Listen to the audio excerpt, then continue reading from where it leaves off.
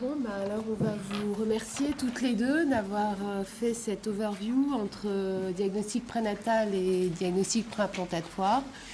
Euh, Si vous avez des questions, c'est ouvert. Monsieur Atlan. Je suis impressionné par ces interventions et juste personnel, tu as bien fait de ne pas m'écouter, c'est vraiment beaucoup mieux que ce qui aurait pu être prévu. En vous entendant toutes les deux, j'entends vraiment toute la problématique de l'éthique. Et Alexandra, tu as bien montré le tiraillement de ce qu'on appelle les dilemmes moraux, c'est-à-dire entre ce qui est, en tant que médecin, nous sommes des, j'aime bien ce synonyme qui est le mot praticien, c'est-à-dire que nous sommes complètement dans la pratique. Et que c'est vrai que lorsqu'on est comme ça dans la pratique, eh bien nous avons affaire à des individus, à des êtres humains, et qu'on a une empathie qui est nécessaire, d'ailleurs dans notre métier, en particulier dans notre spécialité. Mais il y a un autre tiraillement que tu as très bien montré, c'est le tiraillement des diverses gerbes qu'il y a de définition de l'éthique. L'éthique, étymologiquement, c'est ethos, c'est les usages et les valeurs. Or, il n'y a pas, en tous les cas à mon sens, et en vous entendant toutes les deux, j'avais l'impression que vous donniez raison, il n'y a pas d'éthique universelle. On voit bien que, suivant les pays, eh bien, il y a des différences d'approche.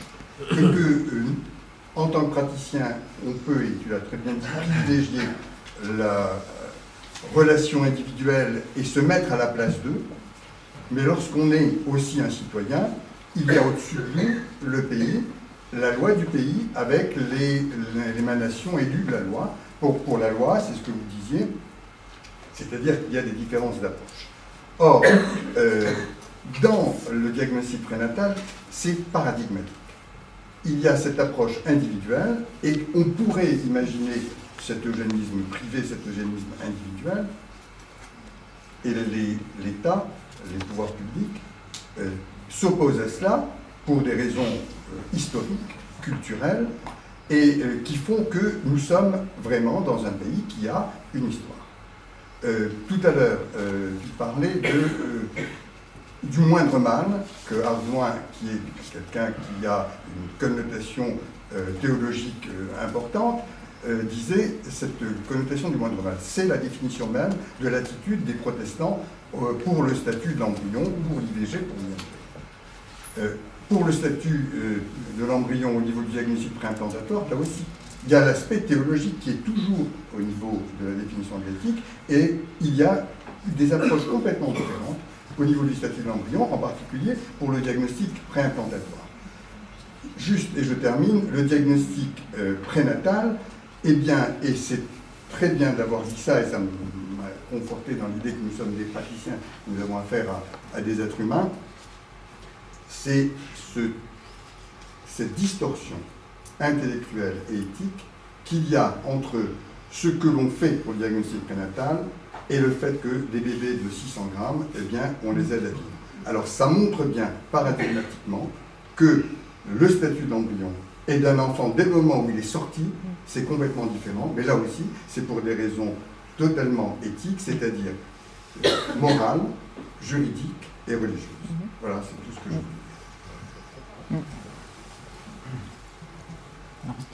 Juste une question de béotienne pour Alexandre. Quand dans le cas du DPN, parce que la loi, je trouve, est assez floue, j'ai bien compris comment, effectivement, c'est l'extension du dépistage qui prêtait le flanc au critique sur l'eugénisme. Quand un couple vient vous voir pour une maladie particulière, dans le cas d'un DPN, et vous allez faire un certain nombre d'études, est-ce que, pour vous, la loi dit que vous n'aurez cherché que cette maladie, dans le cas du DPN, pas du DPI, ou est-ce que, lorsque vous allez avoir sous les yeux certaines choses évidentes, est-ce que vous allez le prévenir que vous avez détecté une autre maladie ou pas? Parce que c'est aussi une critique qu'on entend beaucoup. Donc, est-ce que tu peux vous préciser les choses? Alors, quand ils viennent avec une demande pour une maladie particulière, hein, par exemple la myotrophie spinale, on va rechercher que la myotrophie spinale. Et tu ne verras pas d'autres anomalies génétiques si tu ne les cherches pas. En revanche, il y a tout un débat sur le fait que si on fait une amyosynthèse, est-ce qu'on n'a pas également intérêt à faire un karyotype ? Et donc, ce n'est pas ce qui est fait partout. Il y a des équipes qui font un karyotype systématique et des équipes qui ne font pas de karyotype systématique pour 2 raisons. D'abord, parce que ce n'est pas remboursé par la sécurité sociale s'il n'y a pas d'anomalie qui peut faire éventuellement rechercher une anomalie du karyotype. Donc, s'il n'y a pas de nuque épaisse ou il y a plein de petits signes pour la trisomie 21, s'il n'y a pas de signes, ça ne sera pas remboursé. Et l'autre chose, c'est qu'en faisant des amyosynthèses systématiques, on va découvrir des anomalies comme les Turner, les Klinefelter, qui sont théoriquement pas forcément des indications à une interruption de grossesse, mais qui vont nous mettre dans des situations compliquées parce qu'il y a des personnes qui vont demander des interruptions pour ces anomalies. Et donc, on n'a pas envie de se mettre dans une situation où on va découvrir ces anomalies. Mais ça dépend des centres. Il y a des centres qui proposent systématiquement un karyotype et des centres qui ne le font pas. Et si dans le cas où le couple vous demande de faire un karyotype et le paye un paradis qui va de... Qu'est-ce que vous faites ? On essaie de les convaincre de ne pas le faire, mais ce n'est pas toujours évident.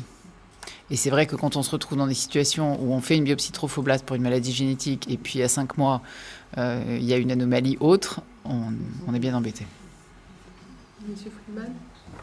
Moi, j'ai 2 questions. Pour Alexandra, sur le fait de l'approche non invasive qui va se développer vraisemblablement.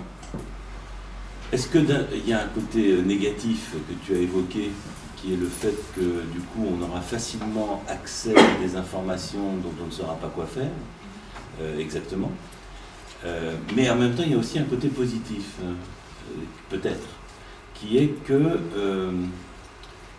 eh bien on ne fera pas d'amyosynthèse pour rien, puisque du coup, je veux dire, dans ce qui concerne la trisomie 21, je veux dire, on fera le diagnostic de trisomie 21, donc on ne sera plus dans cette 15% d'amyosynthèse avec les 700 fœtus sains qui se terminent malheureusement par une fausse couche, conséquence de l'amyosynthèse, devrait disparaître. Donc c'est un point positif de l'approche non invasive. Et en fait, je n'y avais pas pensé précédemment, mais c'est vrai que c'est un point positif. Alors, le point négatif, effectivement, c'est celui du fait qu'on risque de... Ça dépend ce qu'on cherche. Si c'est encadré, pas encadré, est-ce que c'est la même question qui t'a été posée? C'est-à-dire, est-ce qu'on va rechercher, même dans le sang périphérique, que dans le cadre d'un dépistage de cette maladie-là, est-ce qu'on se sent de cette maladie ou est-ce qu'on fait autre chose? Et je vais enchaîner sur la présentation de Julie. En fait, quand tu dis qu'il y a 1,4% de social balancing, il y a un piège.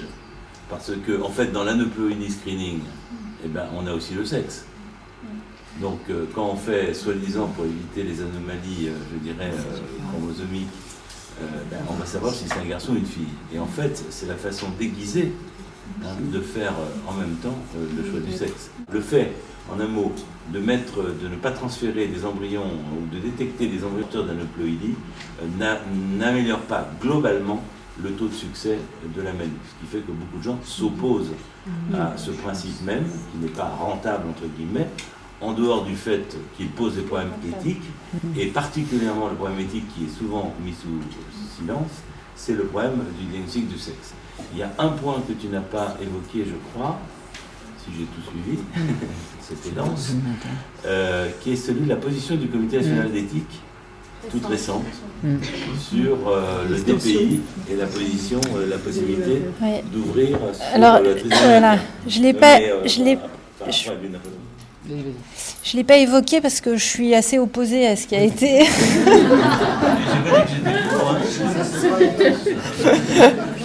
Donc c'est toujours plus difficile quand on est opposé. Je l'ai dit, donc la personne qui a fait le rapport pour la partie génique, c'est Dominique Stopalionnet, donc j'ai eu une discussion à ce sujet avec elle.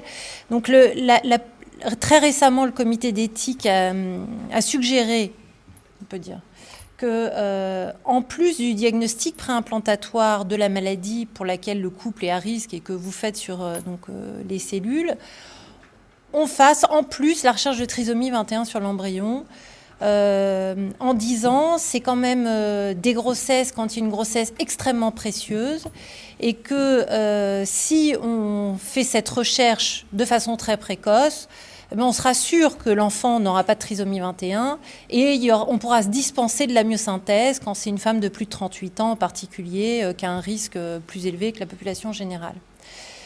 Donc je suis opposée à ça. Alors pourquoi je suis opposée à ça? Pour deux raisons. La première, c'est une raison un peu basique de laboratoire, de personnes qui travaillent tous les jours à la paillasse.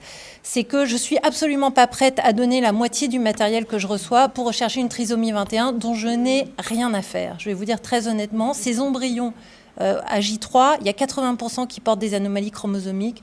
Donc qu'on trouve une trisomie 21, honnêtement, ça m'importe peu. Par contre, si moi, je ne rends pas le diagnostic de mucoviscidose de façon fiable, c'est quand même extrêmement lourd pour un couple. D'aller transférer un embryon en leur disant « votre enfant, il n'a pas une mucoviscidose alors qu'en fait, il en a une », je me sens pas de faire ça. Et l'autre chose qui me gêne plus, et c'est plus pernicieux peut-être, c'est donner un peu cette idée qu'on peut tout faire en génétique, que notre possibilité diagnostique, elle est immense, ce qui est complètement faux. En génétique, on ne trouve que ce qu'on cherche. Évidemment, on peut trouver des anomalies chromosomiques, mais au fond, ça nous importe peu, puisque 80% des embryons, encore une fois, à J3, portent des anomalies chromosomiques. De les mettre en évidence, c'est pas une gageure. Et c'est la sélection naturelle qui va les éliminer. Oui, ils vont se corriger. C'est pas parce que vous voyez pas une trisomie 21 dans une cellule d'un embryon qu'il n'y en a pas dans toutes les autres cellules de l'embryon. Donc ça met même pas à l'abri complètement du problème. Et en plus, ça alimente cette idée qu'on est tout puissant en génétique, ce qui est complètement faux. Pourquoi est-ce qu'on ne fait pas des karyotypes systématiques aux femmes enceintes? C'est ce que vous a dit Alexandra. Vous trouvez une translocation chez le bébé de novo, les parents ne sont pas porteurs et vous n'avez aucune anomalie échographique. Et qu'est-ce que vous faites de ce résultat?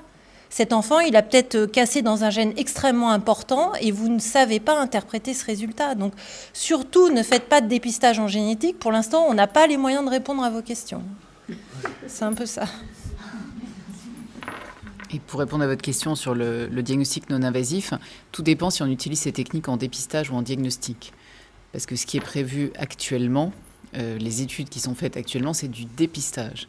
C'est-à-dire que ce n'est pas 100% de valeurs prédictives positives et négatives. Donc il va y avoir c'est exactement comme ce qu'on fait maintenant. C'est-à-dire qu'il va y avoir, c'est comme un marqueur sérique. C'est-à-dire que ça va donner un risque et après il faudra faire le prélèvement. Donc on n'est pas du tout encore à l'étape diagnostique. Et quand on en sera à l'étape diagnostique, comment on va le proposer? Et là, pour le coup, on ne sera pas loin de la variole. C'est-à-dire que, voilà, est-ce qu'on a des sites qu'on propose une prise de sang à toutes les femmes pour se débarrasser des enfants porteurs de trisomie 21? Donc, il faudra réfléchir. On n'en est pas encore là. Je pense que pour la trisomie 21, que ce soit sur les cellules ou sur l'ADN, on a encore quelques années pour réfléchir. Mais ça sera, tant qu'on est en dépistage, le problème reste le même. Quand on sera en diagnostic, il faudra réfléchir à comment on le propose, à quel terme, parce qu'effectivement, on peut le faire théoriquement dès 8-10 semaines d'aménorrhée. Donc, à un terme où la femme ne se sent pas enceinte. Donc, voilà. Comment s'appelle ce test? Qu'est-ce qu'ils recherchent? C'est pas l'histoire de papa avec la Non. On recherche. Il y a de l'ADN du fœtus qui circule dans le sang maternel et de l'ARN. Et en fait, on peut l'isoler et l'analyser. Et comme il y a des petits fragments qui sont de taille différente de l'ADN maternel, par des techniques de séquençage de spectrométrie de masse, on arrive à faire la différence entre ce qui est ADN fœtal et ADN maternel. Et il y a aussi des cellules du fœtus qui circulent dans le sang maternel qu'on peut isoler soit dans le sang, soit dans la glaire cervicale. Et tout ça, pour l'instant, ça reste du domaine de la recherche. Ça donnera une proba. Alors, il y a des études qui sont en train d'être faites sur le séquençage comme test de dépistage. Mais on va arriver assez rapidement dans les années qui viennent à un test diagnostique. C'est-à-dire, ça sera oui ou non et on pourra utiliser ce test pour faire une interruption de grossesse, comme on l'a fait avec la fiche. La fiche, on s'en est d'abord servi en dépistage et puis maintenant, on prend des décisions d'interruption de grossesse sur une fiche.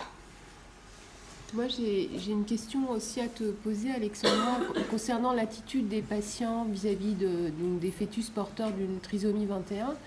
Est-ce que tu penses aussi que la société pourrait évoluer pour favoriser l'accueil de ces enfants et mieux intégrer ces enfants, mais ça rejoint aussi le handicap en général, Et est-ce qu'on pourrait imaginer qu'on aurait un changement d'attitude vis-à-vis de ce type d'interruption si la société évoluait vers un meilleur accueil de ces enfants ou pas? Bien sûr, mais c'est comme ça pour tous les handicaps. Ça serait pareil pour tous les handicaps. Mais c'est vrai que comme la trisomie 21, c'est la pathologie chromosomique la plus fréquente, on pourrait commencer par ça. Mais bon, ça fait quand même un certain temps qu'on entend parler de prise en charge du dépistage et il se passe pas grand-chose, de prise en charge du handicap, pardon, et il se passe pas grand-chose. Monsieur. Bien sûr, Monsieur. Je me présente Pierre Bétamieux, je appartiens à l'Association pour adultes et jeunes en liberté, une association laïque. D'abord, je vous remercie de votre présentation qui est très claire et très impartiale. Il est clair que par rapport à la trisomie 21, la question que nous posons, ce n'est pas de remettre en cause les progrès de la biomédecine qui sont apportés par la question, c'est le droit à l'existence et une partie de notre humanité. Concernant l'accueil de ces personnes, nous gérons un certain nombre d'établissements qui accueillent les personnes de trisomie, ce sont des personnes qui s'épanouissent, qui sont heureuses. Alors, comme dans toute population, vous aurez des cas qui seront plus déficients, mais en général, ils mènent une vie cohésivale, même qui sont intégrés dans le vie ordinaire. Je crois que la question qui est posée, et vous l'avez dit, c'est que fait la société? Et c'est vrai que, quelque part, étant donné ce programme de dépistage, vous faisiez référence à la problématique économique, à l'attitude de la société, c'est vrai que quelque part, on a l'impression qu'il y a une espèce d'acharnement qui s'établit contre cette population, et il faisait référence à la licence 7 du CCNE. C'est vrai que quelque part, de dire et en plus, alors qu'il n'existe pas de liste de sélection, il y aura une liste à une entrée, comme disait Jean-Claude Amelzen, qui sera la trisomie 21. Donc, en fait, la réponse, il n'y en a pas. Clairement, c'est est-ce que la société est prête à accueillir la vulnérabilité? Est-ce qu'elle est prête à accepter l'idée qu'elle exclut une partie d'elle-même? Et je ne suis pas sûr qu'on ait la réponse. En revanche, pourquoi je dis, j'ai beaucoup apprécié votre présentation, c'est que d'être dans le mode à stigmatiser en utilisant l'homogénisme sans trop savoir ce qu'il y a par derrière, on ne fait pas l'ensemble des gens. Et on rend des débat non audibles par les personnes qui devraient, qui pourraient accompagner, je pense en particulier au CPDPN, au centre de Et une proposition que nous pourrions faire en tant qu'association, c'est de dire, est-ce qu'il ne faudrait pas, je sais qu'il y a des psychiatres, des psychologues, mais est-ce qu'il ne faudrait pas que les représentants des familles qui ont un enfant handicapé, qui viennent témoigner, non pas avec un discours moralisateur, bien sûr, mais qui pourraient venir témoigner, de dire, ben oui, c'est difficile, c'est vrai, mais je dirais, les choses peuvent quand même être construites simplement. Ce qu'on fait, qui peut se rapprocher un petit peu de ce que vous suggérez, c'est qu'en fait, moi ça m'arrive très souvent, d'abord je demande aux gens s'ils savent bien ce que c'est que la trisomie 21, parce qu'en fait on se rend compte qu'il y a plein de gens qui s'arrêtent à des clichés assez basiques et qui ne se posent pas vraiment la question. Et ça m'arrive, et je dois dire que ça m'arrive de plus en plus souvent, de proposer aux gens d'aller discuter avec les gens de l'association. En général, j'en vois à l'association Jérôme Lejeune, mais bon, il y en a d'autres. Aller discuter avec les gens qui prennent en charge ces enfants et d'aller voir dans ces associations comment ça se passe. Très honnêtement, je pense qu'il y a des gens y vont assez facilement. C'est vrai que c'est souvent quand le diagnostic est fait plus tard. C'est aussi le problème du premier trimestre, c'est que quand le diagnostic est fait à 12 semaines sur les marqueurs, les gens se disent qu'ils vont faire une interruption sous le mode de l'aspiration plutôt que la péridurale, les comprimés et l'accouchement. Et c'est vrai qu'il y a un délai de temps qui fait que souvent, comme ils savent qu'en fait, ils vont probablement interrompre, ils ne prennent pas le temps d'aller se renseigner. Mais quand le diagnostic est fait plus tard, c'est assez fréquent que les patients aillent dans les associations se renseigner. Et c'est toujours ce que je vous dis, c'est la même chose. C'est comme quand on envoie les patients qui ont un enfant avec une malformation chez les pédiatres qui prennent en charge ces enfants. Moi, je considère que ça fait partie de l'information et qu'il faut qu'ils aient une information complète. Et c'est vrai que pour les enfants porteurs de trisomie 21, je pense que souvent l'information n'est pas très bien faite. Je ne serais pas capable de vous dire quel est le pourcentage de patientes qui reviennent sur leur décision une fois qu'elles ont été à l'association. Ça, je ne sais pas répondre. Mais c'est proposé, enfin moi en tout cas je le propose de façon systématique, surtout quand je vois que les patients ne savent pas très bien ce que c'est.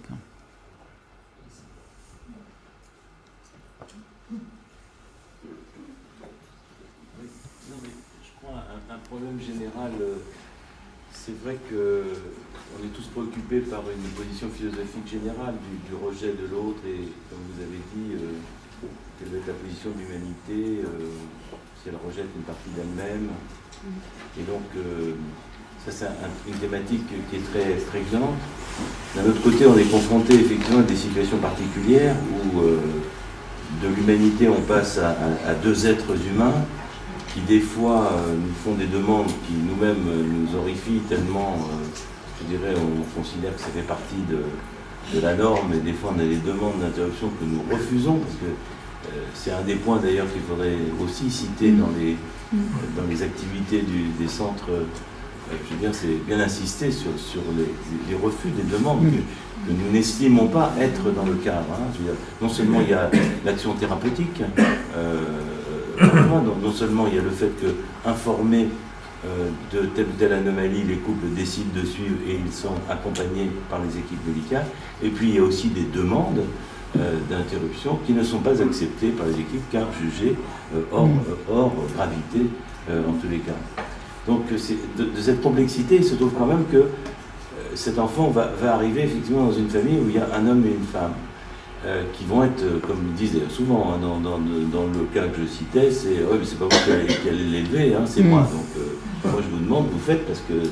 voilà. » Et c'est là où ça intervient de façon importante, ce que la société peut faire pour les accueils des personnes handicapées qui peuvent aider, je dirais, à modifier ces deux individus qui sont devant nous et qui ont d'une part une souffrance personnelle à projeter un enfant handicapé, et aussi le fait de se sentir seul et non aidé de façon, en tous les cas, prolongée, qui plus est, puisque on sait aussi que, encore les premiers temps ça va, mais très vite, l'aide s'estompe. Donc il y a toute cette réflexion générale qu'il faut garder en tête, et puis c'est l'action particulière. Mais c'est vrai que par rapport à l'action du diagnostic anténatal, il y a 3 points, ceux que j'ai cités tout à l'heure, qui montrent bien que c'est en insistant sur ces pratiques, c'est-à-dire ces pratiques d'abord de refus, et de noter, comme l'a fait l'agence de biomédecine, les refus qui peuvent être faits dans les centres, les accompagnements des personnes qui, bien qu'au courant d'une anomalie, je dirais, poursuivent la grossesse, et le fait des actes thérapeutiques qui sont faits. C'est en maintenant cela, je crois, que l'on s'opposera, qu'on a les chances de s'opposer à ce qu'on a appelé l'eugénisme, non pas d'État bien sûr, mais un eugénisme qui, et tu l'as très bien dit, qui de fait deviendrait un peu consensuel quand même. Et un des exemples, les dangers, c'est par exemple l'histoire de la myosynthèse. On a cru à un moment donné, pour permettre l'accès des femmes aux amyosynthèses, c'était remboursé par la sécurité sociale au-delà de 38 ans. Parce que ça permettait effectivement, c'était une façon d'aider l'accès à la myosynthèse. Puis ensuite, ça s'est retourné. Parce que du coup, de l'accès possible du remboursement de la Sécu, comme c'est remboursé, ça fait partie des choses, j'y ai droit. C'est même plus une discussion. C'est la myosynthèse, j'ai plus de 38 ans, donc j'ai une myosynthèse. Alors, actuellement, les médecins ont réussi à, malgré l'accident de Perruche, à revenir dessus et à dire non, l'âge maternel n'est pas une indication à la myosynthèse à lui seul. Il nécessite une prise en charge plus globale avec les 3 facteurs qu'on a évoqués. Mais c'est à contre-courant. Et effectivement, donc c'est intéressant de voir comment sur un avis qui peut être un peu diffus, consensuel et personnel, mais s'il y a un acte d'état de remboursement comme ça, par exemple, ça le légalise complètement et ça le rend quasiment obligatoire. Donc c'est tous ces dangers et c'est toute cette vigilance, je crois, sur lesquels vous avez insisté et sur lesquels il faut garder.